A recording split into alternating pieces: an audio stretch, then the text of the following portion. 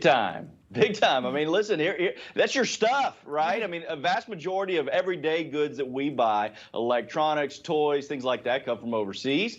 The vast majority of those things get here through cargo ships. And it's not that they're not getting made overseas. It's not that they're not getting shipped to here. It's that we can't get them offloaded, and that's caused by a couple of different things. First of all, these ports are already in a backlog jam, and you've got labor. Now you've got space issues, but you also have a trucking industry that's challenged. So trucking industry is significantly down from a labor shortage. You've got increased fuel prices. This is kind of what we call a perfect storm in the economic world, and that's what's happening right now. It's going to impact everybody. You know, we talk about the ripple effect. We say, hey, that's our stuff. That's the stuff we want to buy this week, next week, and on. Also, the business owners, the distributors that are spending hundreds of thousands of dollars on those goods that they can't stock and are already getting behind now. So we're seeing similar issues on the West Coast in recent weeks. So how is this going to really impact the U.S. supply chain?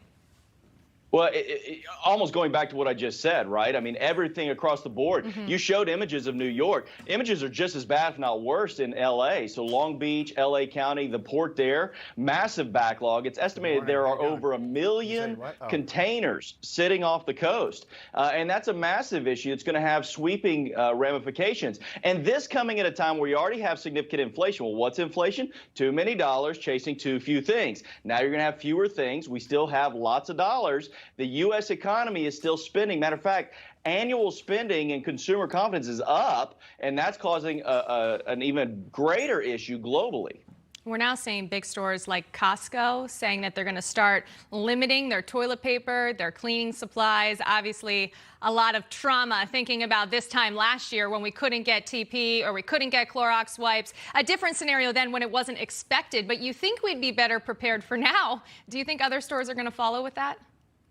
Well, I think there's a couple of things here. Yes, I think that other stores will. I go back about a month ago. There was a report coming from Procter & Gamble saying there's going to be a toilet paper shortage. Now, mind you, Procter & Gamble's the largest creator or producer of toilet paper. So they're saying, hey, there's a shortage. You might want to go buy. That was also in line with showing that their sales were down. But that created this panic buy. It created stores like Costco and some of these other retailers to say we're going to start holding back. But that might be a good thing for retailers too. Remember, when you go to Costco, or at least when I go to Costco, rarely do I just go in and get toilet paper and leave. I find lots of other good stuff while I'm there. And that may work to their advantage. If you can only come in and get one big old thing of toilet paper, well, then you got to come back next week and get a whole nother case. Yeah, there's no way you're leaving Costco with just toilet paper. The same way you're not leaving Target with everything they have in the dollar aisle section. Seth Denson, thank you so much for joining us this morning. Thanks, Rachel. All right, before we head to break, don't forget to download the Newsmax app. You'll never miss a story like that or constant breakdowns of the latest headlines. You can take us with you wherever you go, and that app is free in your app store. We'll be right back.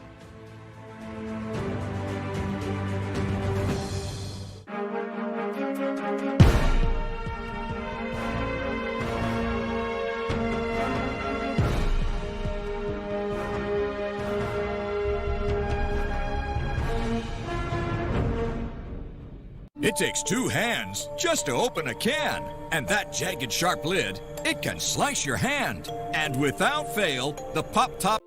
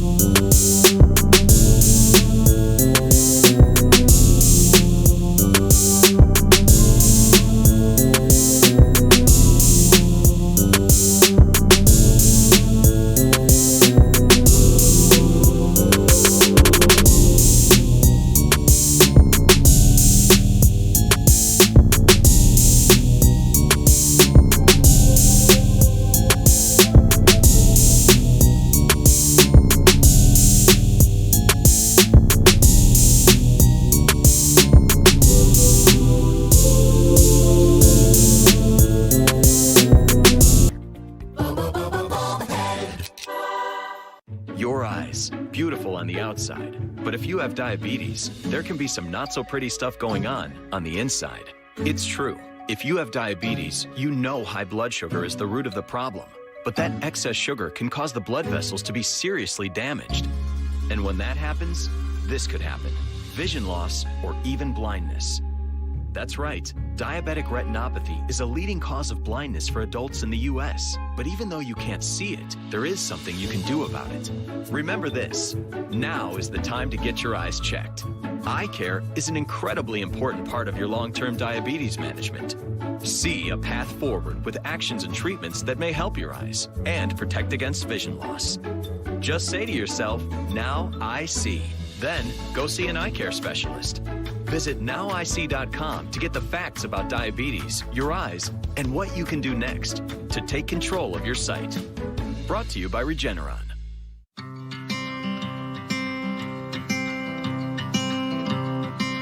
Oh, this world's a little crazy. Oh, you are mine.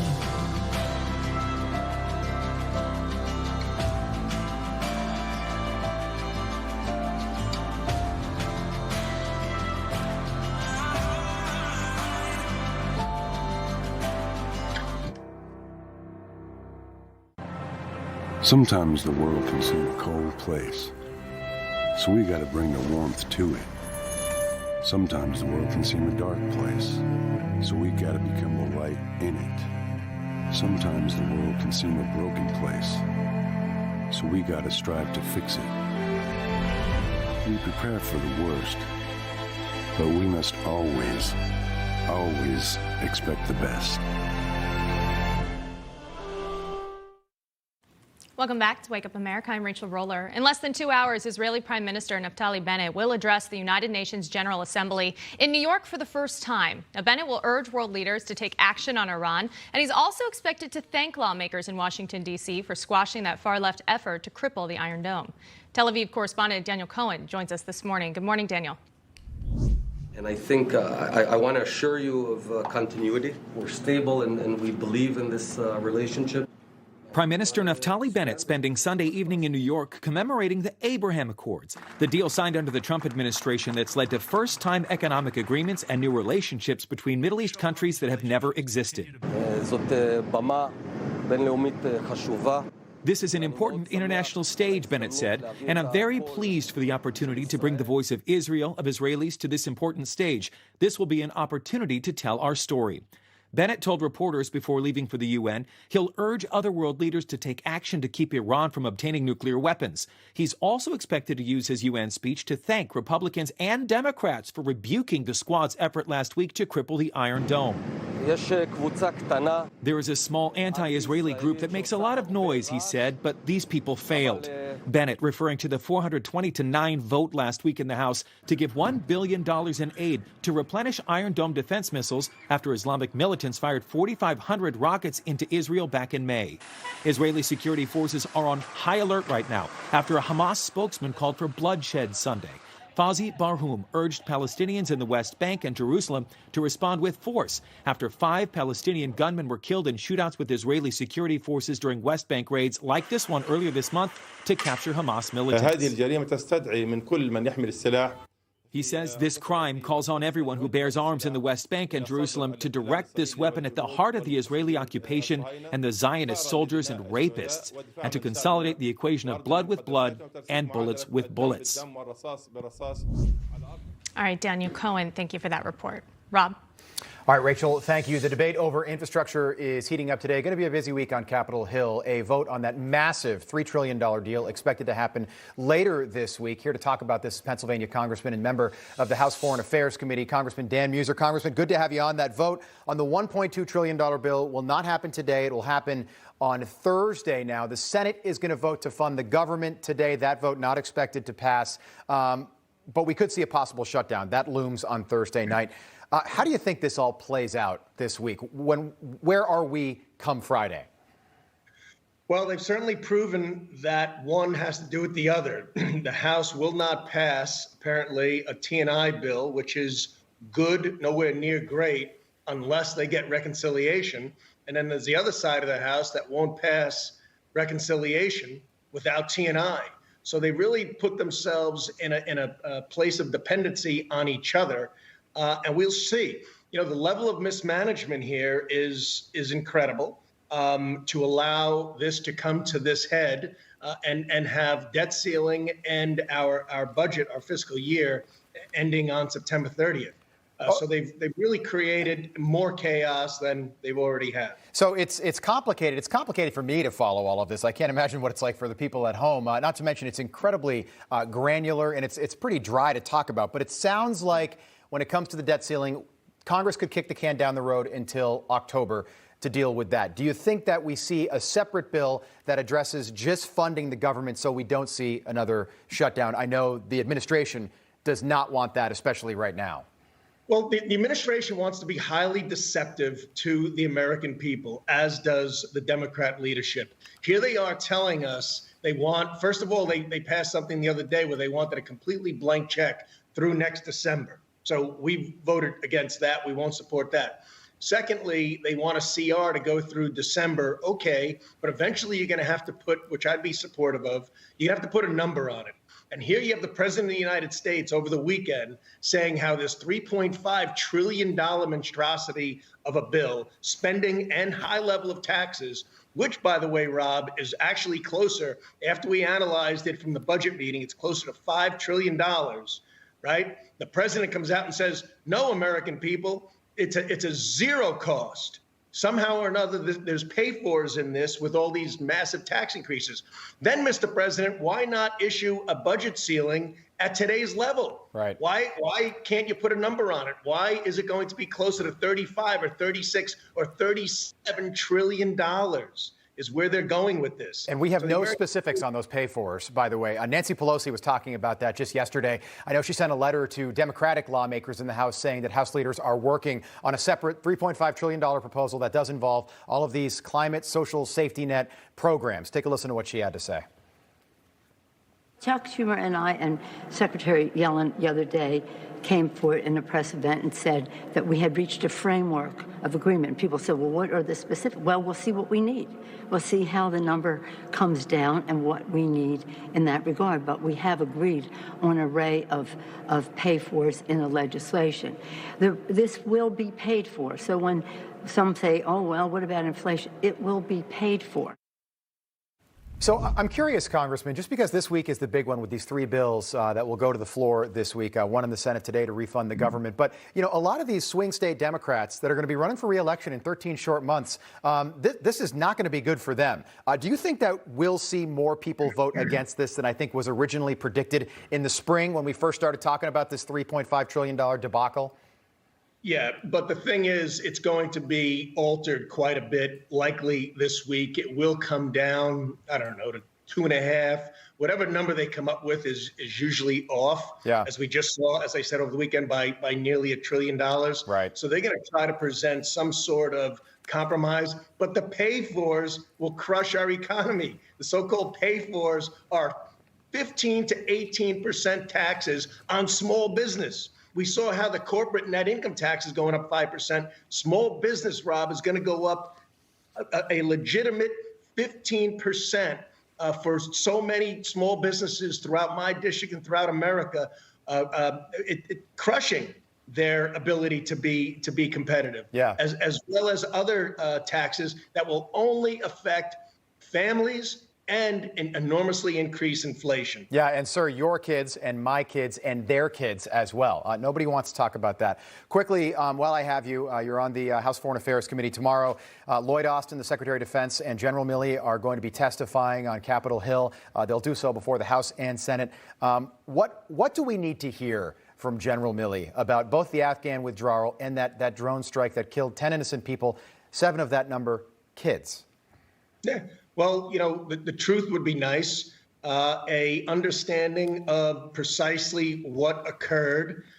Some things are classified, but on tragedies that have already occurred, what could be classified? The American people need to be aware. We've been having a few so-called classified meetings lately. The American people should be aware of some of the discussions we have. I found Milley lately, General Milley has been more forthcoming, originally not, rationalizing everything. General Austin, Secretary of Defense Austin, is out there selling, doing his best to sell garbage. And, you have to, in order to sell garbage, you have to make it out to be something it's not. Hopefully they'll be more forthcoming under oath. I hope so, sir. Thank you so much. Seems like people are finally realizing that the promises of Joe Biden and reality are two very different things. We'll have to see how this plays out tomorrow. Pennsylvania Congressman Dan Mueser, thanks so much for your time. Good to see you. You too. All right, stay with Newsmax throughout the day. National Report picks up where we leave off at 9 o'clock Eastern. Join Emma Reckenberg and Sean Kreisman weekdays at 9 a.m. Mercedes Schlapp is going to be in for Sean today. You're watching Wake Up America right here on Newsmax.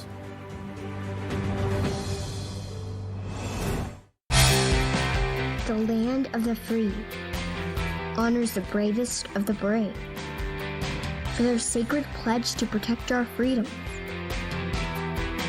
our Constitution, and our way of life. We will always remember you. We will always salute you.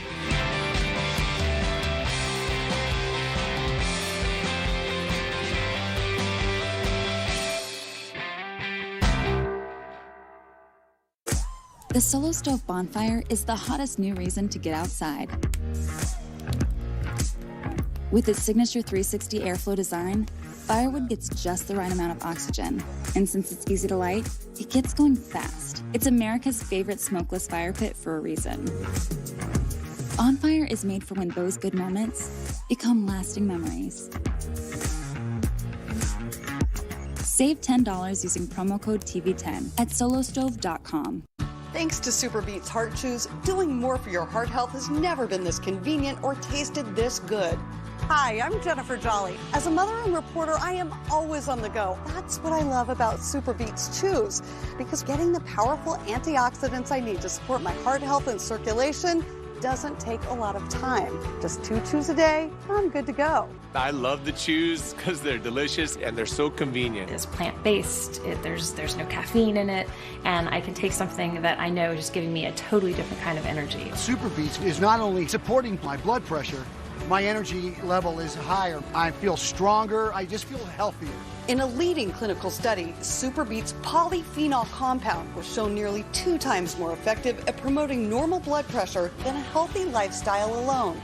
Now my blood pressure is even more healthy. I get out more, I can be more active. I can load up the car, water the lawn, work long days. Do all these things and feel like I have this wonderful reserve of energy. I'm loving it. You're going to love the energy you feel when you support your circulation. It's great for someone super busy like me, as well as somebody like my 82-year-old dad, who likes Super Beets because it gives him the blood pressure support he needs to stay active. Now I just have my Super Beets and I find I have more energy through the day and I have fun. And there's a lot more to life if you're having fun.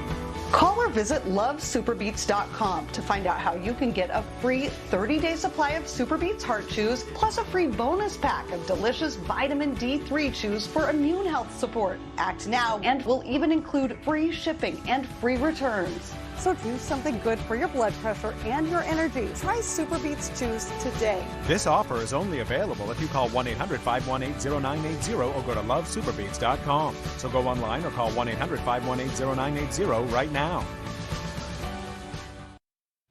Welcome back to Wake Up America. As the coronavirus continues to evolve and new variants are emerging, vaccine CEOs are now predicting that the pandemic is likely to subside by next year, meaning a return to normal life. So for more on this, let's bring in the Dean of the Brown University School of Public Health, Dr. Ashish Jha. Good morning to you, sir. Good morning, Rachel. Thanks for having me back. Thank you so much. It's nice to have you join us again. Now, do you agree with the Pfizer CEO and the Moderna CEO in their prediction that the pandemic will in fact end in a year? Yeah, I think things are going to be way, way better next year. I'm hoping earlier in the year rather than later in the year. I think by springtime. That's what I've been predicting. I think many of the public health folks have been predicting. I generally don't take my cues from CEOs of pharma companies, but when I look at the data, that's what I see as well. Okay, I want to touch on that a bit more. Pfizer CEO was on ABC this week, just yesterday. Let's take a quick listen to that.